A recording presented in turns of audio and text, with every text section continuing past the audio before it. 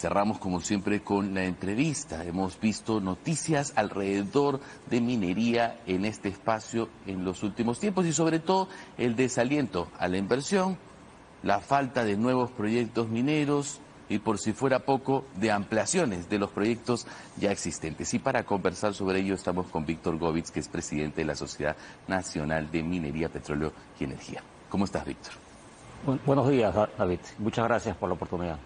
Lo primero es los proyectos en general. Además es un buen momento para los precios de los minerales. O sea, el cobre está a buen precio, histórico, cierto que ha bajado un poco y ahí está peleando precio, pero es un buen momento. Pero no hay nuevos proyectos. ¿Por qué? Mira, el portafolio de proyectos bordea la cifra de los más de 50.000 millones de dólares, ¿no? La pregunta es, ¿por qué no se ejecutan esos proyectos? Yo diría que hay dos variables importantes. Los permisos ambientales son demasiado extensos en tiempo. Podemos hablar al detalle del por qué. Y lo segundo es los acuerdos para el acceso a las tierras, ¿no? Tenemos que en ambos temas, conjuntamente con el Estado, tratar de resolver esos dos cuellos de botella. El primero de ellos pasa por un sistema de aprobación ambiental demasiado largo y engorroso que puede tomar hasta 5 años y que al día de hoy está en más de una agencia. SENACE es la que recibe los estudios ambientales, pero lo comparte y opinan más de 5 diferentes agencias gubernamentales. Lo ideal sería que tengamos una sola agencia y que también lo ideal sería que esa agencia ambiental que integra la visión del Estado esté responsable, que reporte a la presidencia del Consejo de Ministros. Al día de hoy, SENACE forma parte del Ministerio del Ambiente, pero opina el Ministerio de Agricultura a través de la Autoridad Nacional del Agua, opina también CERFOR, que forma parte del Ministerio de Agricultura, opina el propio Ministerio de Energía y Minas, opina el Ministerio de Cultura, y eso hace que el proceso sea demasiado engorroso. El tema es central porque si el Perú quiere desarrollarse con inversión pública y privada, y tenemos que tener ese estándar ambiental alto, debemos tener un sistema mucho más ágil y predecible.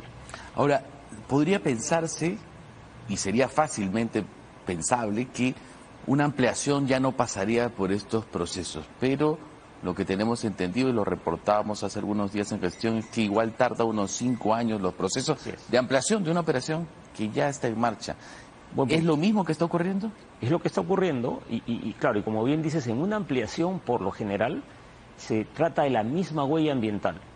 En la misma huella ambiental, a través de la ingeniería se logra desarrollar una extensión de vida y eso obviamente tiene un mínimo impacto porque estamos hablando, como dije, de la misma huella ambiental, pero sin embargo toma igual hasta 5 años.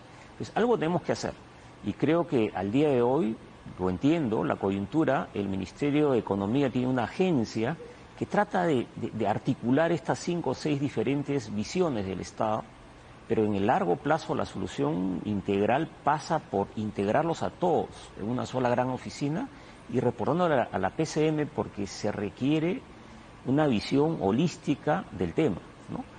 Si no se tiene una visión holística y se tiene una visión parcial, vamos a tener estos retrasos y, como dije, es uno de los temas que atrasa el desarrollo de inversiones mineras, pero también otras inversiones de infraestructura, sean públicas y privadas. Ahora, teníamos esta esperanza en Yanacocha Sulfuros este año, una ampliación también, no es una nueva operación, pero una ampliación importante y se detuvo por tercera vez consecutiva. Sí. ¿Qué pasó allí? Es un poco distinto y es una buena pregunta, David. Y lo primero que nos debe poner la reflexión es que el Perú, como jurisdicción minera, compite con muchas otras jurisdicciones. Y esto que voy a comentar es información pública, ¿no? Newmont, que es el accionista 100% de activo de Yanacocha el día de hoy, tiene oportunidades de inversión en otras jurisdicciones. Y la inversión, en este caso, ellos han priorizado, y se entiende, es información pública, como digo, están invirtiendo en Australia. Están adquiriendo una empresa integral que es Newcrest y eso la primera reflexión es esa. Cuando hablamos de competitividad minera, estamos hablando que es importante que el Perú se mida en relación a sus permisos ambientales, en relación a sus acuerdos con acceso a tierras, con otras jurisdicciones. Porque si seguimos teniendo estas dificultades, lo que va a pasar es que el inversionista, que actúa de manera global, como es el caso de Newmont, decide privilegiar la inversión en Australia y no en Perú. Ese es por un lado. Y lo segundo es, si uno mira a Yanacocha a lo largo del tiempo, de alguna manera el proyecto pierde una secuencia óptima, ¿no? La secuencia óptima, como es un tema bien técnico, lo que voy a decir es, Yanacocha es una operación de lixiviación de manera tal que se produce barras de oro. Tenían un proyecto de extensión de esa vía con otro proyecto de lixiviación que se llamaba Kilish.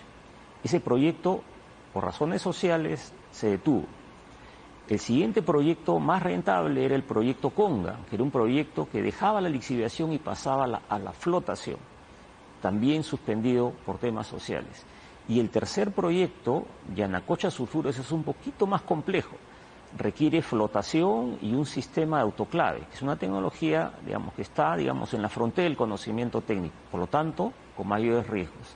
Entonces, también hay que poner eso en el contexto. En Yanacocha Sulfuros, o Yanacocha como activo, hay una secuencia óptima de desarrollo de proyectos de uno va ganando sinergias que ha sido perdido justamente por esta falta de acuerdo y estos conflictos sociales. Ahora, y en esta línea de competitividad nosotros tomamos como referencia siempre estos indicadores del Instituto Fraser y se habla ahí de un aumento, digamos, de la presión a causa de la inestabilidad política y los conflictos sociales. Veíamos data la semana pasada que del total de conflictos sociales que registra la Defensoría, aproximadamente 90 están vinculados a la minería. ¿Hay allí un trabajo que se tiene que articular mejor entre el sector público y el privado? Sin duda. Y te agradezco también la pregunta. Claro, lo que tenemos que lograr con la ayuda del Estado es que podamos discutir de manera madura el tema del desarrollo de la industria minera en el Perú, entendiendo que la industria minera es una industria que desarrolla una logística de ingreso y una logística de salida. Exportamos. Y por lo tanto creamos corredores económicos, ¿no? Y si miramos eso desde ese punto de vista, que la inversión minera genera corredores económicos y vemos el desarrollo del territorio como el concepto detrás de la inversión minera, es una manera distinta de verlo cuando lamentablemente uno ve que se le ve desde el punto de vista rentista. Es decir, estoy en el territorio y por lo tanto tengo el derecho de tener un ingreso o cobrar un monto, una suerte que yo le llamo peaje.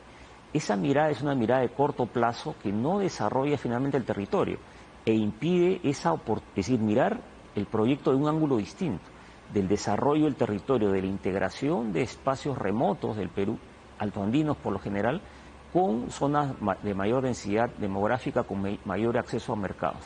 Eso es lo que necesitamos, ese mensaje, compartirlo con el Estado y transmitirlo, ¿no? Muchísimas gracias, Víctor, por haberte levantado temprano y acompañarnos aquí en Gestión a la N. Un gusto, David. Muchas gracias. Buen día. Y cerramos el bloque. Nos vemos mañana, como siempre, a las 7:30 de la mañana. Hasta entonces.